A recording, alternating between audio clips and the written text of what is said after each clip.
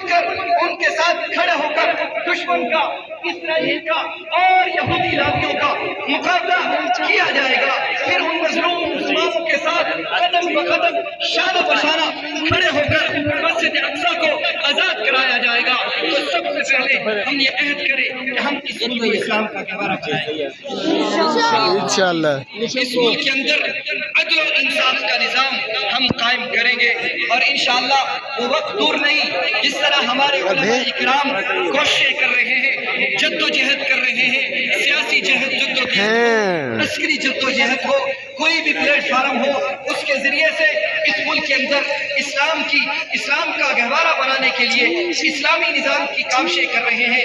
ہم ان کے ساتھ مل کر اس ملک کو اسلام کا گہوارہ بنائیں گے۔ اس ملک کو جس مقصد کے لیے یہ حاصل کیا گیا تھا، ان مقاصد پر اس ملک کو لائیں گے نہیں لائیں گے انشاءاللہ۔ اللہ تعالیٰ ہمیں ان باتوں پر عمل کرنے کی توفیق نصیب فرمائے۔ کے لیے